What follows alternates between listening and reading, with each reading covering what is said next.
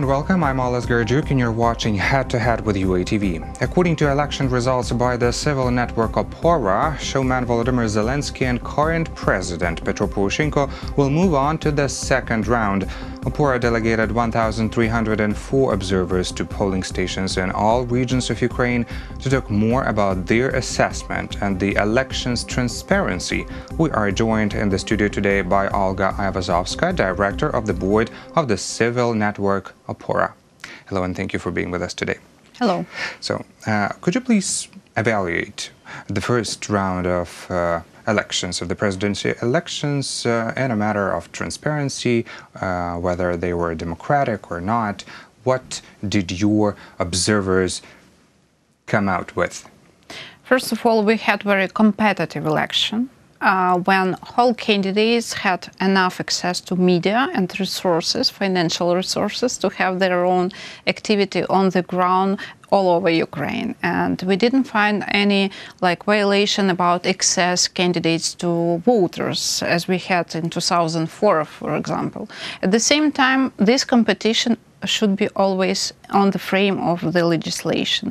We had some findings about misusing of state budget resource, for example, and it's not a violation of Ukrainian legislation for now, because there is no clear understanding what does it mean, misusing of state budget resource in Ukrainian legislation about electoral process. At the same time, according to our assessment, it's violation of international standards and those recommendations which Venice Commission did for all countries which had access to the understanding what does it mean democracy. But this misusing of administrative resources we saw after the first round didn't have influence into final results or voting of the auditory and voters. At the same time, we had different findings about violation of the financing of the campaigning. For example, when candidates were registered by the Central Election Commission, but they didn't open official electoral fund, at the same time started their own advertising or shared billboards, leaflets and so on, but not through electoral funds. Of course, it's not it's not very big violation, and didn't have influence into final results, but of course it's a violation of international standards. About electoral day, we had many observers on the polling station. At the same time, we used a special methodology called parallel vote tabulation according to statistics sample, or so-called quick count. It was developed in 1988 by National Democratic Institute and used by our organization, this country, from 2010.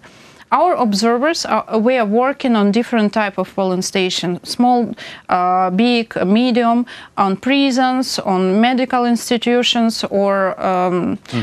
So special polling stations were also included in the survey?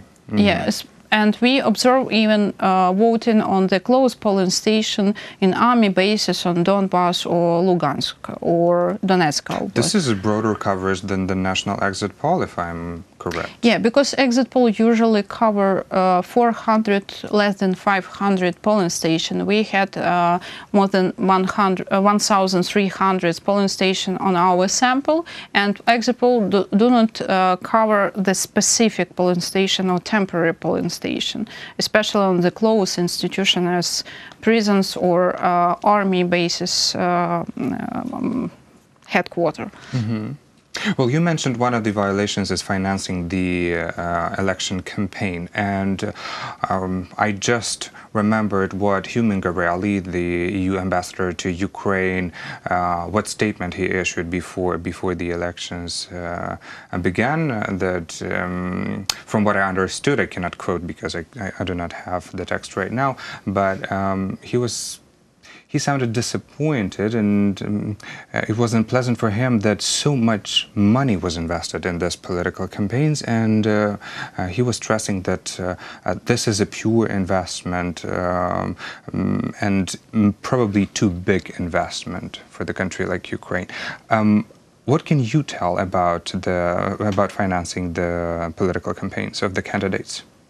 First of all, if you try to compare official state budget for electoral campaigning, we will see that the main percentages of all expenditures are for human resources, for staff, for members of electoral commission, and none of this money we will see on electoral funds officially from candidates. At the same time, we know that all candidates try to motivate financially their own members of electoral commissions, observers, agitators, and so on and so forth. But do they report these people as volunteers, or how do they report? Officially, they usually report that all of them were volunteers, but we know surely that these people got some money or fees for their activities. Sometimes it looks like official fees, but without agreements, you know. That's why we should to think about future electoral law reform. For example, to have like a top amount of money or assume for the whole expenditures during electoral campaign as for candidates, as we have for parliamentary elections, and to include whole human resources and staff into these reports, because to have some limit for this. But with some limit, yes. This is very interesting. Well, speaking of the other violations, I want to quote Alexei Koshel, General Director of the Ukrainian Voters Committee. He was mentioning the violations of damaging ballots by members of election commissions, advertising posters of some candidates, counting votes before the end of voting, as well as voting with international passports or student cards instead of national passport, which is really weird, and also taking photos or disclosing their decision, I mean the decision of the citizen whom to vote for. And basically everyone, mostly in the discussions in media, people and analysts, they are saying that these violations are minor. What do you think about this? Are they minor? Our observers observe on polling station according to the sample, and quantitative and quality results are representative for whole Ukraine. It's a magic. PVT is a magic. So we try to compare violations of procedures or secret voting or photos of the ballots with 2014 presidential election, when we did the same research with the same methodology. And our understanding and assessment that the number of violations is lower than we had before, and that elections was assessed from different sides, from international observers and local observers, that enough transparent and according to democratic standards. That's why we can tell or assess that this election day was worse than previously, because it doesn't true. And I'm happy that Ukrainian society trusts to results, because members of electoral commission, we had more than 500,000 of such people. Observers from different organizations saw the same on election day and during electoral night. Of course, we can have election without any violations, and I believe that it's not only about Ukraine, but about EU countries or the USA. It's a common practice matter everywhere. Because so many people are involved on the same day into one procedure, into one electoral base, campaigning and so on. But the number of violations during electoral day was lower than before.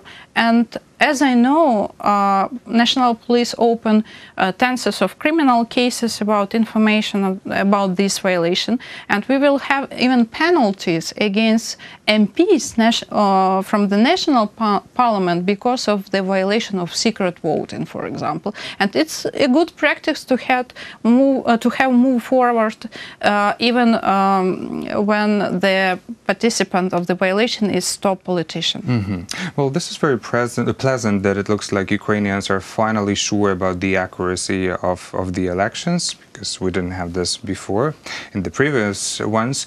But I would like to discuss another fact. On the 2nd of April, the National Police has published information about investigation of alleged falsification in the Donetsk region. Could you tell us about this occasion? Yeah, we know about two cases on Mangushsky Rayon, and it's a part of the district number 60, and three type of such information from Volnovasky rayon about 3 polling station precinct election commissions. But the problem from one hand is that we can't talk about like violation generally all over the districts. It's a few cases, and the influence of these few cases are not enough to change the results on the national or even regional level. From another hand, it's good that national police open these criminal cases and will investigate it. And we have one polling station when one of our observers find and have on the hand protocol with different numbers of results than District Election Commission. So we hope that it's like minorities cases, but of course it should be under the official investigation. So basically, what you said, that this cannot have any impact on the results of the Central Election Commission. Well, the second round is going to be held on the 21st of April, and we are all expecting the big debate between the opponents, current President Petro Poroshenko and Volodymyr Zelensky, and there has been a lot going on. I mean, Poroshenko inviting Zelensky, then Zelensky demanding Poroshenko to participate in this debate on the National Stadium Olympijski. What do you think about all these drama around the debate, and what is the proper way to hold an independent debate? First of all, I'm happy that we have this general discussion on society level, even on small groups on Facebook and so on, about debates, that debates should be organized before election day and all candidates should be involved into this process. From one hand, it's not a problem when the debate will happen. It's a problem who will organize it and who will pay for it. Because any of candidates, Petro Poroshenko or Zelensky, might pay it from their own electoral funds, but it will not be official debate. It will be like a part of their own agitation. And if we are talking about official debates, it should be organized by Suspilne public broadcasting, independent TV channel, and it should be paid from the state budget, not from the electoral funds of candidates. That's why I hope that we will see the real debates, and the debates will be organized by public broadcasting, and debates will be paid through official state budget funding. Do you think there is a chance that we are going to have 2 debates, one on the National Stadium and another one on Suspilne, the public independent TV channel? Yeah, like a movie. One series series episode number 1, episode number 2, yes. With different episodes. But I believe that any debates will be very important for society to have more information about each of the candidates. And if Ukraine will have 2 debates, it's better than none. Yes, that's true. And finally, I do see that Ukrainians have this crucial need in comparing these 2 candidates. They really want this battle to occur because they want to hear one and another, because nobody knows what's on the mind of Volodymyr Zelensky, and he doesn't have a political career, but there are many people who support this absence of political career. So let's see how the situation is going to unfold. As I understand, you are going to observe the second round, and we are gladly inviting you for another interview after the second round of presidential elections to report, hopefully, about transparent second round of presidential elections. So far, I thank you for your answers and for the information that you provided. Thank you too. That was Olga Aivazovska, director of the board of the Civil Network OPORA. Thank you for watching Head to Head. I'm Olga Aivazovska. Goodbye.